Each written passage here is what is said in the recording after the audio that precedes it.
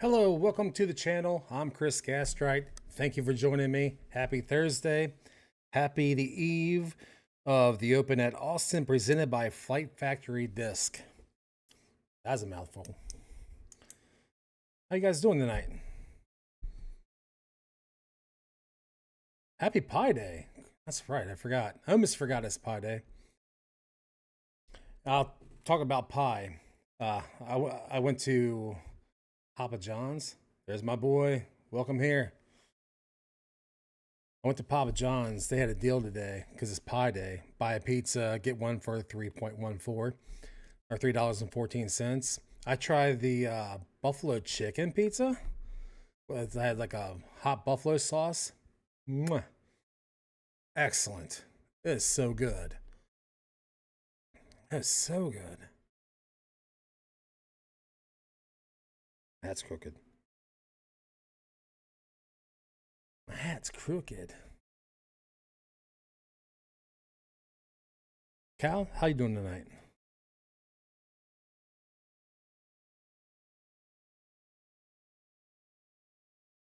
While you're answering that, I'm gonna pop a holes. I got a lot to talk about. Well, I got some press conference stuff, and there's gonna be more weather. I'm gonna give you a weather forecast. It's like I'm a weatherman. I need a weather guy. That's what I should do. I need to get a weather guy to present weather for these tournaments. About to bid. That's right. You get up early. I'm doing well. Had a good day. Watched some press conferences. I'm still working on that Discord. It is massive. I got so much stuff in there, and I'm trying to make it so it's like not overwhelming for everybody. But I'll be getting it. You guys are gonna have one hell of a Discord to play in and whatnot. So thank you for asking. I'm gonna get that right.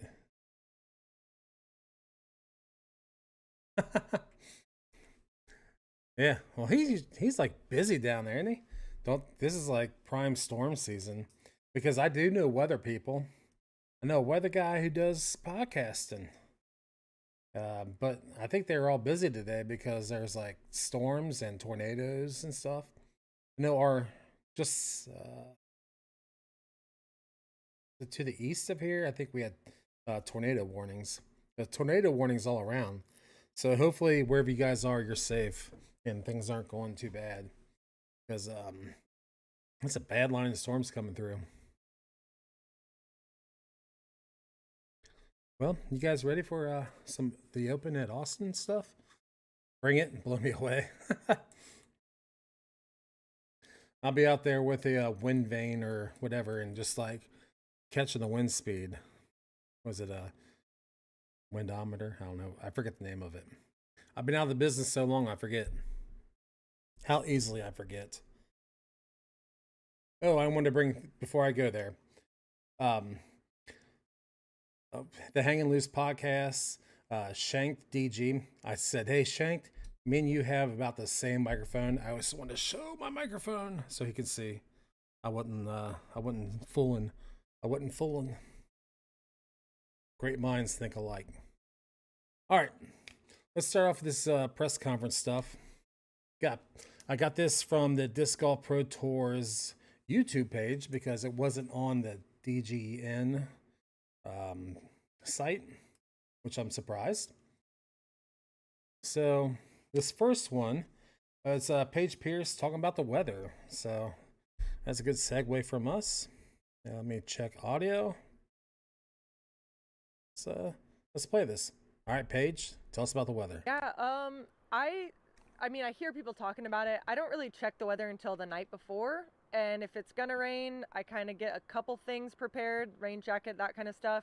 Then the morning of is really when I'm looking at it. Okay, how many towels do I need? I like to have like 1 towel per 3 holes so I can keep switching. If it's gonna rain all day, like probably want 9 towels in the bag and obviously an umbrella. But there's not really much you can do besides be prepared. Like everyone's gonna play in those conditions. Like in my division, at least, you know, our division's small enough where we're all gonna have the same type of weather. So that my point is just like we're all gonna have to play in it. So like worrying or being anxious about it's not going to do you any good. Just try to be prepared and have the proper equipment. And I guess the only thing I'm really changing is like sometimes my run up is shortened, sometimes I'm standing still when I would throw a run up.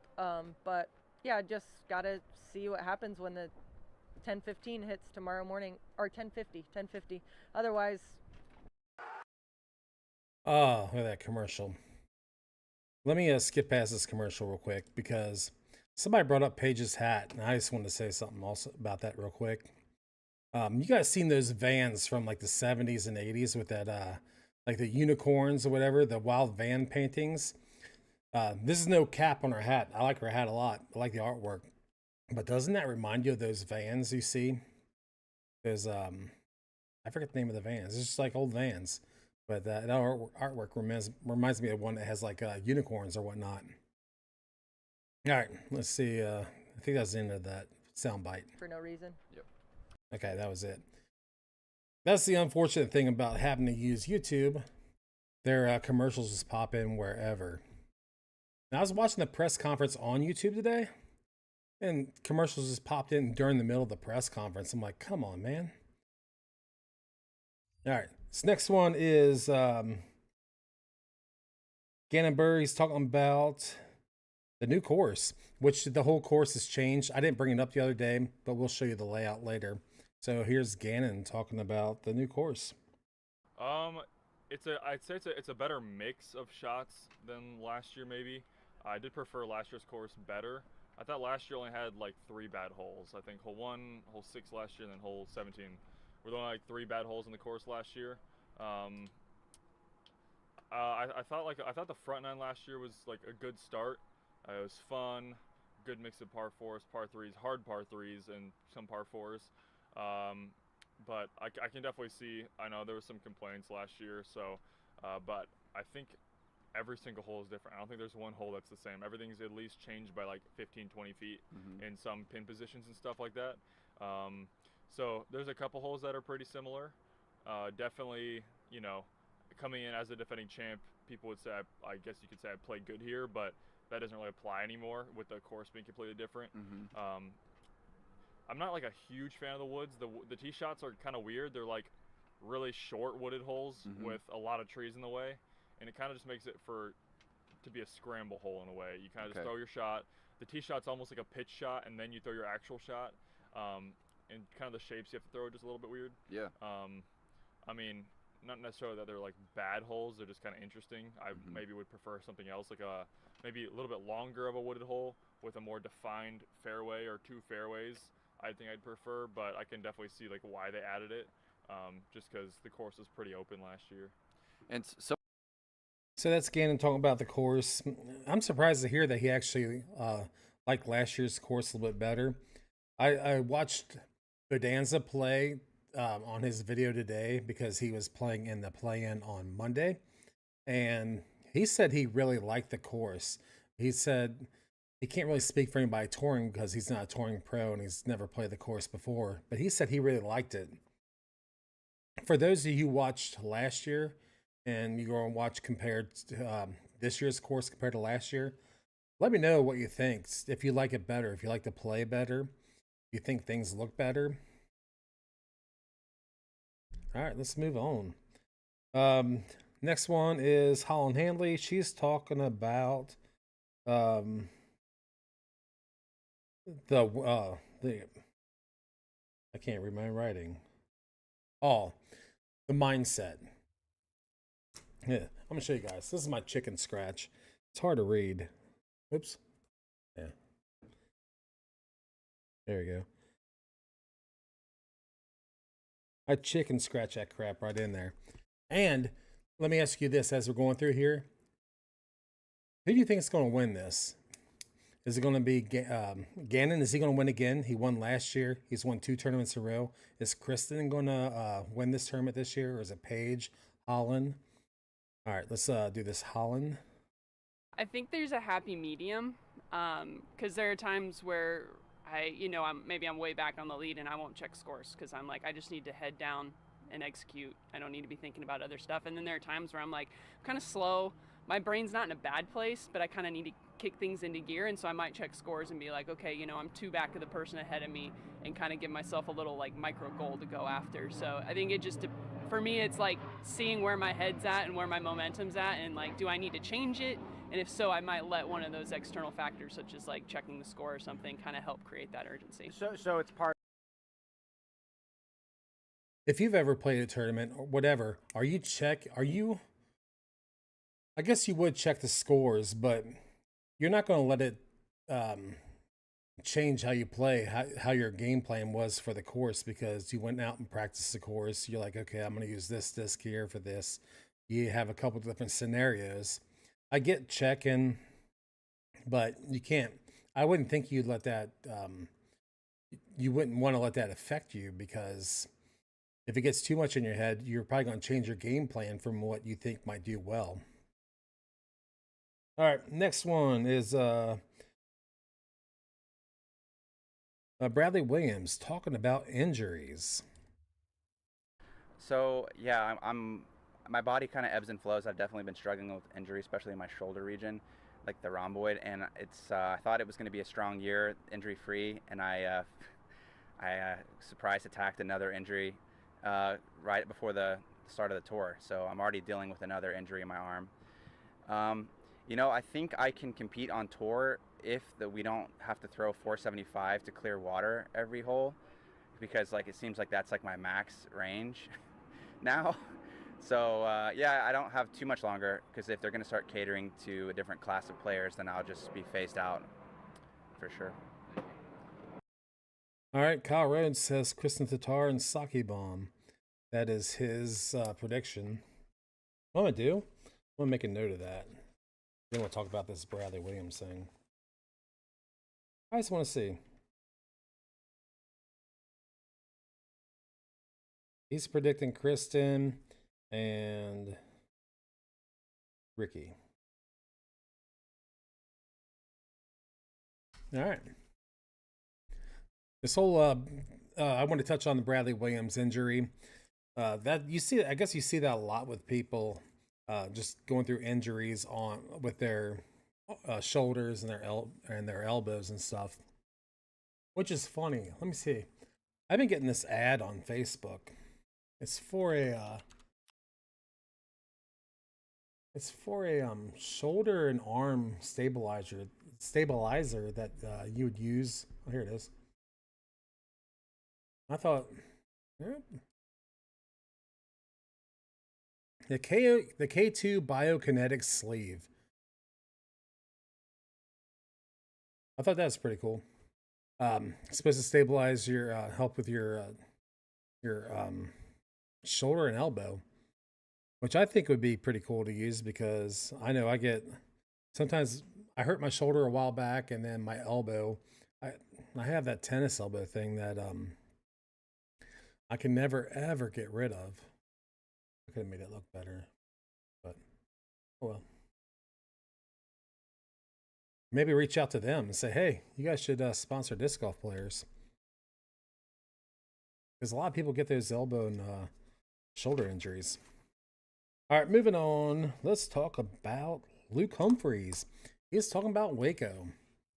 And Luke, he had a great showing at Waco. I was pretty happy for him. Man, crazy. I'll start with the tee box. At that point, I hadn't looked at scores. I didn't know anything. I was trying to just play my game plan and get the birdies I knew I could get to that point. So I asked my caddy, Zach Fansler, I said, do we need to keep on birdieing? Like, I felt like I had gotten a lot of them at that point. I pretty much knew the answer was going to be yes, but I needed to hear it from him. He said, yeah, you need to get 2 of the next 3. At that point, I think Nicholas had finished, so he kind of knew that 2 of the next 3 gets me 1 ahead of him. That was on a tee box 16. And I had never played that tee shot aggressive. It seemed like a hole you didn't ever want to have to play aggressive, but in the moment, I knew exactly how to play it. Turn it off that tree with the D3 I'd been throwing all day. Just cut right inside that one in circle 2 and give myself a putt. I was feeling great from, that mid circle 2 range, so game plan executed off the tee shot, and then, that putt was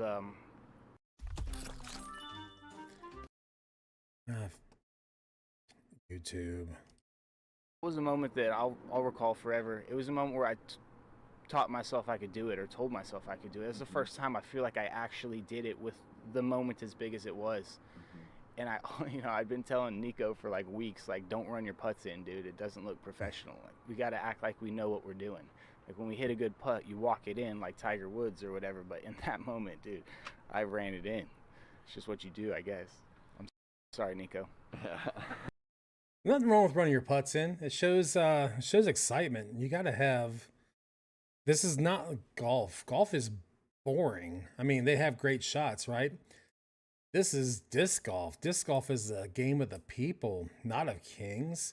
Show the excitement. Ricky Wysocki, Raptor legs, hitting those putts and running it in. People running it in after doing some big putting.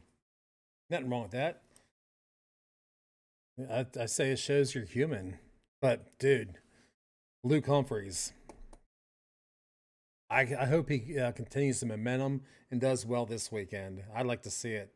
That was just super cool to watch him in. That last day, it was between him, Gannon, and Nicholas. That was just something else. It was just a battle. And when Gannon didn't win until Luke went OB on 18, that was awesome. Like, I was at the edge of my seat on my couch over here, like, holy crap. I was just like refreshing my PDGA live feed and everything. All right, let's move on with one last soundbite from the press conference. It's Kristen talking about the Open at Austin last year, because this is one of a couple tournaments where she didn't place very well. I remember it well, and I remember the moment. I mean, I think the emotions were just super high. But usually these kinds of rounds come to me because it allows me to feel these feelings that I haven't been feeling. So now I know I just accept them and I just let these feelings go through me. And I haven't been really looking back at it with any emotion at all. It was just one event. It happened. That's okay. Coming here, actually, it feels like a whole other event because the courses have been The course has been changed a lot. But yeah, I don't know. I remember it was a tough final round for me. I played solid the first 2 days, but it's just something that happened, and it doesn't mean anything right now. I feel like this. Good. Well, you feel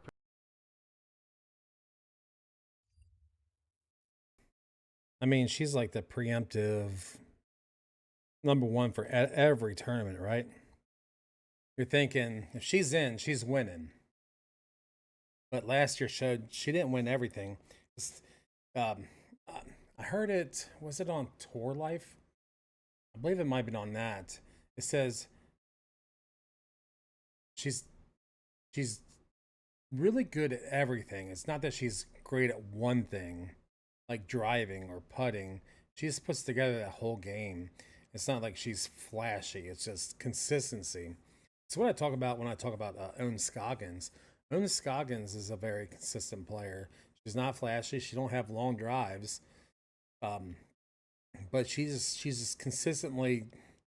She doesn't bogey as much as everybody else. She's great at putting. She don't drive far, but she's on the leaderboard a lot. That's what Kristen is. Kristen has more distance than Owen. She has that consistency.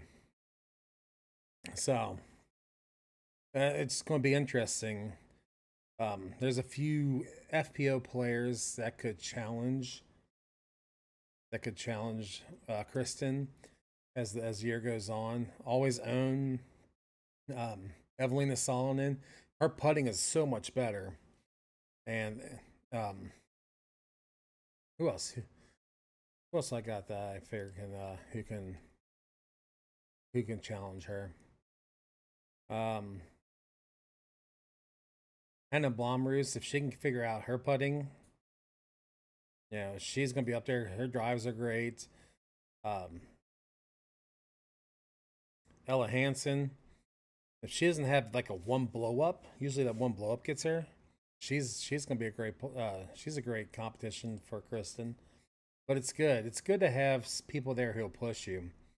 Like when you're playing something, you don't want to play against people who you beat all the time. You want somebody there who's just going to push you to be better. And Kristen's pushing the field to be better. That's going to be nothing but the best thing for the FPO. All right, let's look at the lineups here. Let's start with the FPO because they're going to start off the whole day and everything else. All these start times are Central Time. So the first four is going to be Katie Belty, Anniken Christensen-Steen.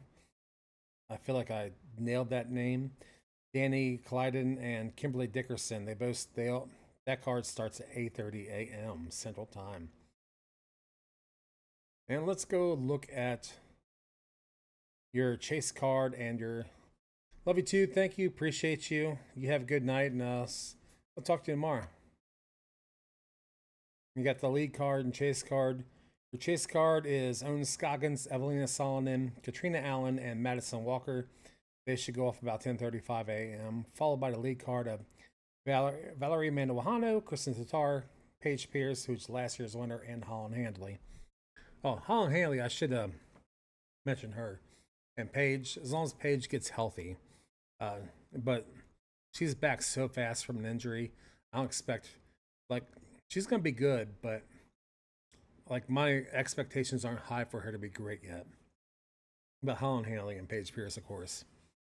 But the lead card goes off about 10:55 a.m. So we'll look at the times too once I go to the Open at Austin. Let's see what time the coverage starts. Other people of note, the card right before the chase card. Looks like that's a good card. You got Hannah Wynn, Alexis Mandawahano, Ella Hansen, and Emily Beach. They go off at 10:20. And Holly Finley. Oh, Hannah Wynn's at the different one. Sorry. I missaw that.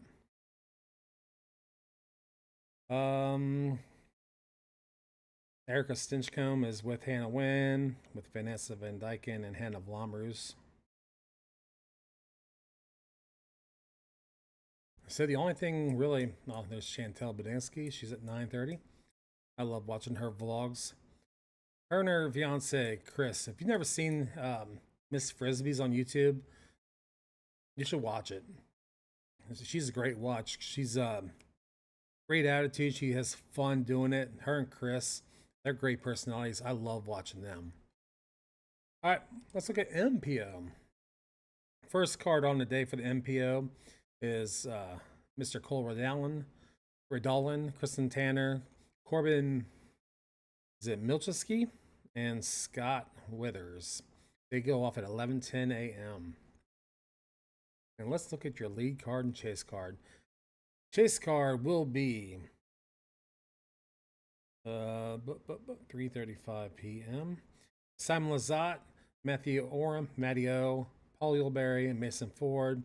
And your lead card will be Gannon Burr, last year's winner, Ezra Robinson, Nicholas Santala, and Bradley Williams. This Calvin Heimberg. It says he's on there, but I haven't heard if he's playing. I thought he was going to be out for a while with injury. That is interesting. Let's take a look here real quick.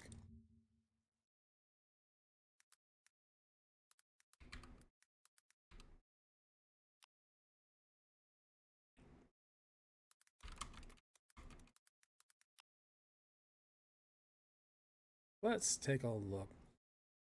I mean, even it says he's registered. It has him on there, but interesting. The Calvin. Yeah. He's still in everything, so I guess he'll be playing. We shall see. I guess tomorrow will be the thing that tells us whether he's playing or not. Oh, darn it. So if that's the case, 355, 335, 325, maybe on that right before the chase card with AB, Paul Macbeth, and Isaac Robinson. So I guess we'll find out tomorrow when they play Tournament Central, either in the morning or in the afternoon. All right. Let's see. Any people of note? Let's see. Kyle Klein will be on that card right before that third card with Corey Ellis, Greg Barsby, and Nick Newton. Should be a good field. Let's see how it compares to last week, too. Last week only had, we had, was it 4 or 5 DNFs, people dropping out of the men?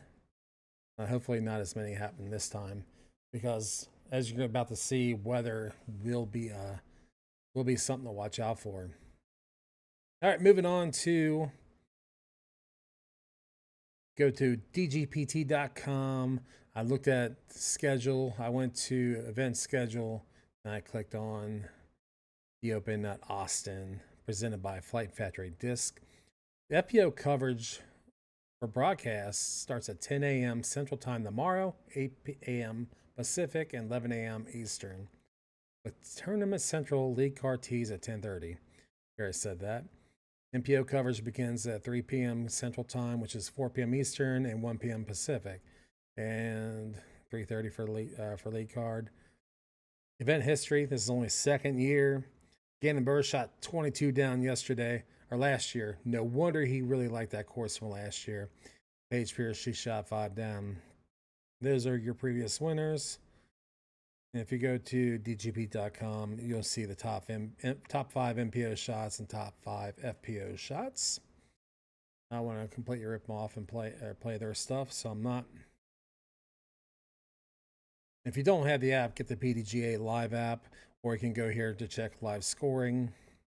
Unfortunately, it still does not have where you can follow your favorite player. Oh, speaking of players, Bonanza. Anthony Bonanza, he's now 5th on the wait list, so I guess he jumped up, so I guess he didn't win or plays high enough in the play-in on Monday.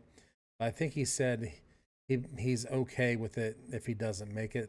He wants to make it, obviously, but I watched his video today, and I think he said he's okay if he doesn't make it. All right, I pulled up. If you go down the bottom, if you ever want to see what the caddy book looks like, look for event info and caddy book. And this is what the caddy book looks like. I've shown this to y'all before.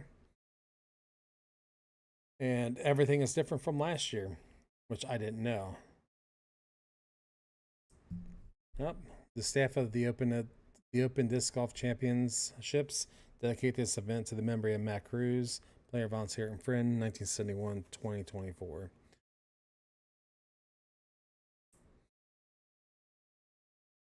All right, like I said before, every hole has some kind of stuff you need to talk about.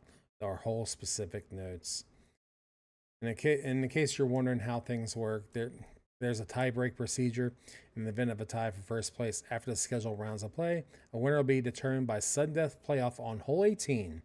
If still tied, the playoff will continue to hole 1 and then a continuous loop of holes 2 through 6 until a winner is determined. So hole 18 will be the first hole you go to in case of a tie on Sunday. If you want to go through stuff, you can go through stuff yourself. Just look at the caddy book if you want to look at all the whole specific notes, if you want to be in depth like that. And on the Pro Tour should set up a different caddy book for FPO and MPO. It'd be super easy just to separate. To me, it'd be super easy to separate. Just have an FPO book and an MPO book, because I heard Brody and Yuli talking about on the Tour Life podcast. There has been some confusion sometimes because the FPO will show up first, and people have misseen or missaw what is in the book, and they almost played from FPO lies or by FPO stuff, and they almost got burned. Somebody's like, "Oh no, that's not FPO." So I think that'd be an easy change for them to separate FPO from MPO, because you see, if you just keep on going down. Because a lot of them use their phones, so your phones, it doesn't just show up and be as noticeable as easy, even though you'll see red for FPO, blue for MPO. But this course will be challenging. Lots of OB. They're treating some of these as like island type holes, I guess. Well, not with island rules, but you gotta make it over the water. Make it over the water. That's the golf green. Don't want to land on the golf green OB. Over water. Area right around the OB. Or right around the water. The banks. OB. So this is going to be exciting to see how this pans out. Like I said, Sunday night. This is not the exact same course, but this is the tournament that Eagle bonked that guy in the head. So... and that was a brand new course last year. So, yeah. Anything you want to see, just going through. Go to dgpt.com and look at. I'll walk you through it. Go to dgpt.com. Click on schedule, and then look for the event you want to look for. Click on learn more, and it has all the stuff you need. Watch live on Disc Golf Network. It is free. If you have, I don't even know what events for free people get if you have a PDGA membership. It will be live on YouTube. First round is always on YouTube. You can get your PDGA scoring right here if you don't have the app. I guess you can look at photography too. And if you want to volunteer, but it's a little late now. Let's look at the weather for this weekend. Scattered thunderstorms Friday, scattered thunderstorms on Saturday, scattered thunderstorms on Sunday. The highs, chilly to decent on Sunday, right? But I think that's almost perfect feeling temperatures. I'm not sure how Texas works for that stuff, but another weekend of probably delays due to lightning.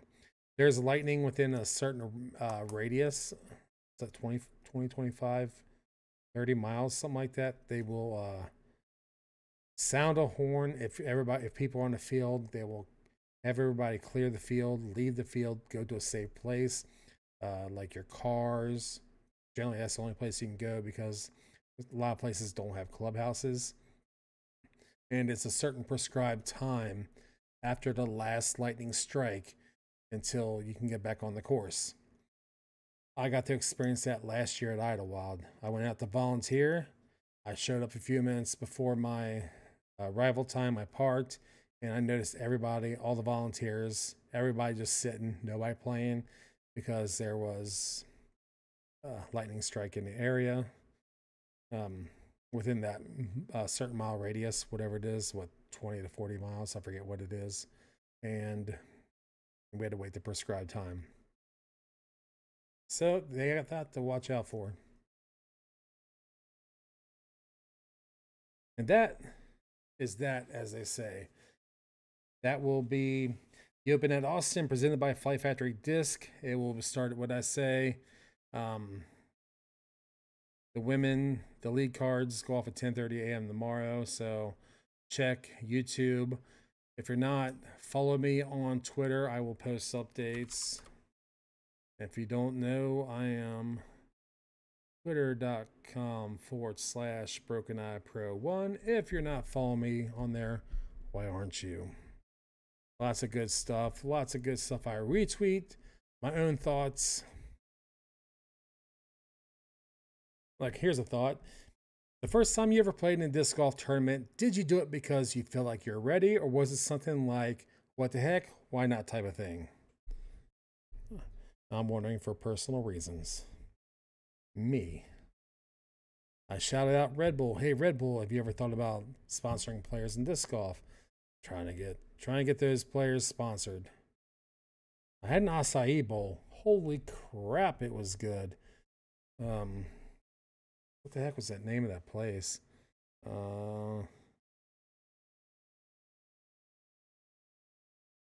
Better Blend. I went to a place called Better Blend. I guess it's a franchise. Each individually owned and operated. I got an acai bowl with blueberries, bananas, honey, and peanut butter. And this thing was delicious. That's the first time I had one of these. And usually you get that hankering for ice cream, and afterwards you feel like, why did I eat that ice cream? I do not feel good. I feel like crap, which is crazy because I love ice cream. And I tried this yesterday. Yeah, yesterday. And I got the small one, and I was like, holy crap, this is delicious. Gotta watch myself. I could probably end up eating there a bunch, but it's healthy. I guess that helps out, right?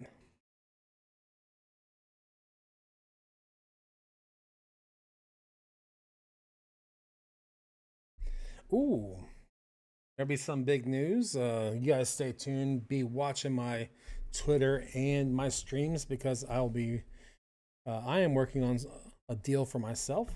That's all I'm going to talk about. Big for me. I never had any kind of deals before.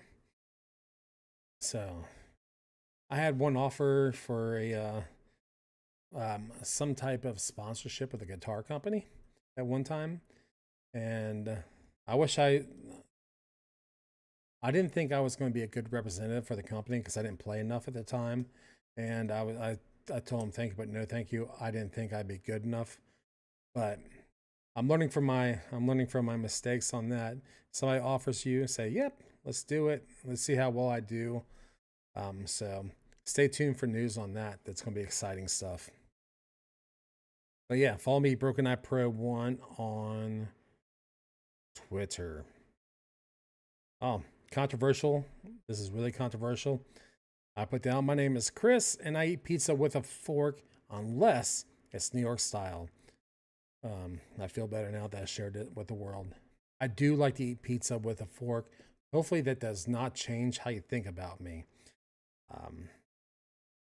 I've done it for a long time. Then I saw PewDiePie, who was married to an Italian, eat pizza with a fork and knife, and that validated me. Validation. And yes, my son gives me a hard time. Everybody gives me a hard time, but I don't care. It's right in my heart. New York pizza, New York style pizza, no, I won't do it. Because you just got to pick that stuff up and fold it and eat it. That's the only way. But every other pizza, fork or fork and knife. It's funny. One time I went to a restaurant, and it's a local to the Cincinnati area called La Rosa's. I sat down and I got like a personal pizza, like a mini pizza, and I'm sitting there. We had a whole bunch of people around us, and I took my fork and knife and I started eating the pizza from the inside out, from the middle out, and my family, my son, my sister and brother-in-law, giving me such a hard time, but I didn't care because I was going to make a spectacle of myself and eat pizza how I felt was correct in my heart. Do you eat pizza a certain weird way? You eat crust first, then to the rest of the pizza? Fork and knife? How do you eat your pizza? Is it weirder than me? Or am I actually sort of normal how I eat my pizza? Which I feel like I should be sort of normal in that.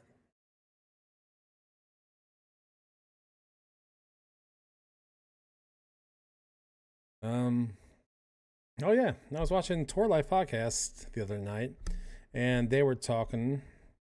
Let me play this real quick. Which this is something I've been.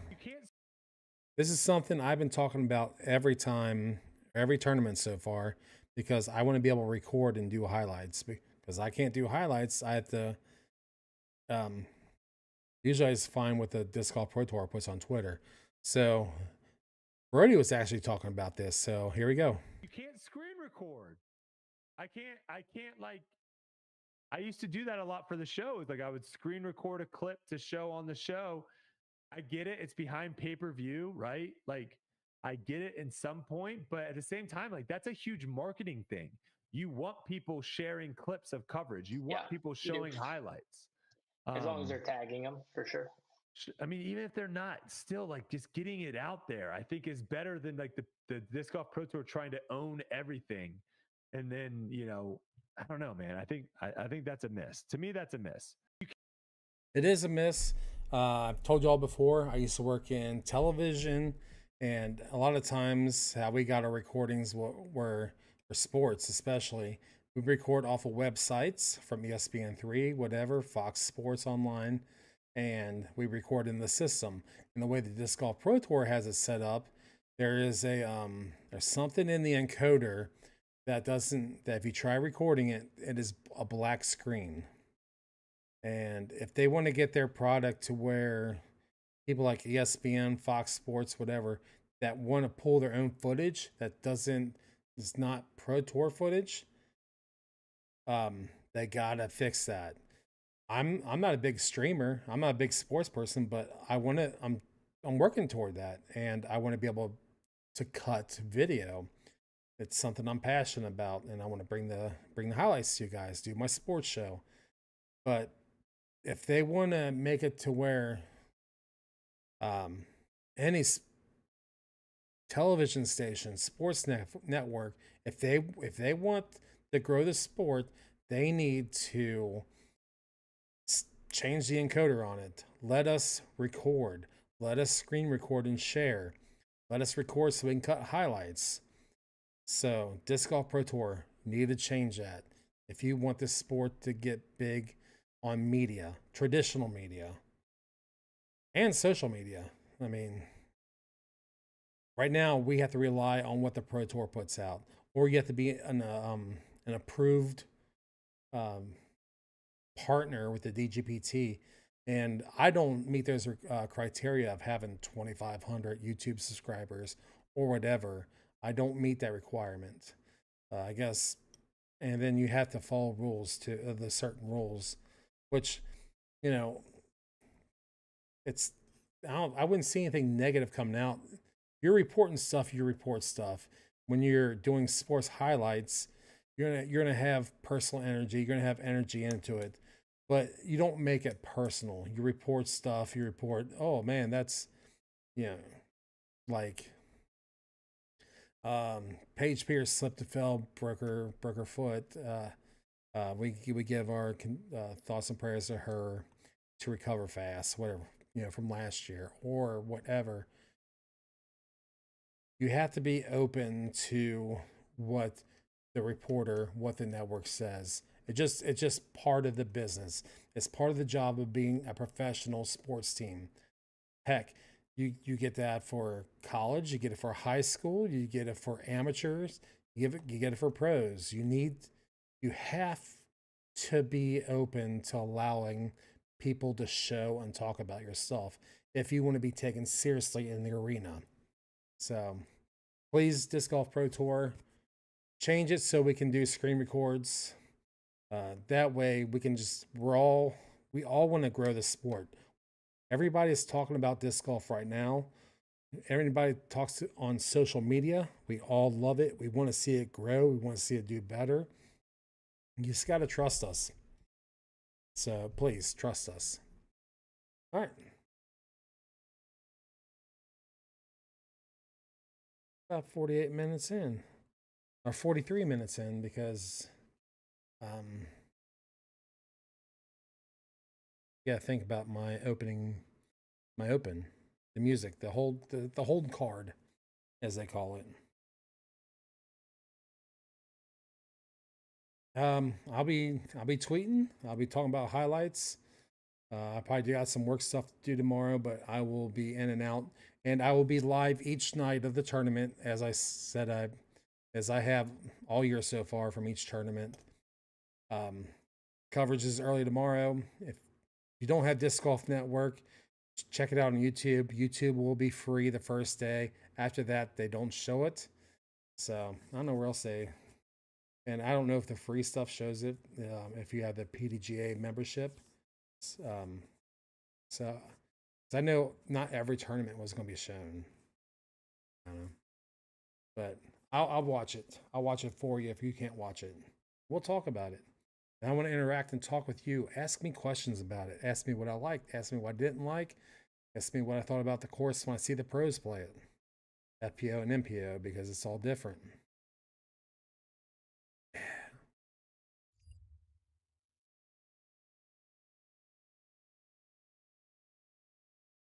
It's 9:20 on Thursday night. A little stormy places. Hopefully you're safe. Hopefully nothing bad's happening. For my Discord that I want to share with you guys, I have to put in the rules or whatever. So if you want to get info from just one of the sections inside the server, you can sign up for it and get notifications and not get spammed from everybody. And I didn't get to work on it today much at all. I worked on it a little bit yesterday. So I'm going to have it up soon. It's going to look good and it's going to be great. And we're going to build a great community. We're all going to have fun, interact, and just grow, laugh, cry, whatever. Do meetups with people in the community, play rounds of disc golf. And then eventually, once I make it big enough to where this could be my sole thing, I even like to do a meetup where we bring people to the greater Cincinnati area and we play a course with each other, have a round. That stuff is cool. I see Foundation Disc Golf does it, Robbie C does it, and Chris Gastrite, this guy right here, he wants to do it too. Me. All right.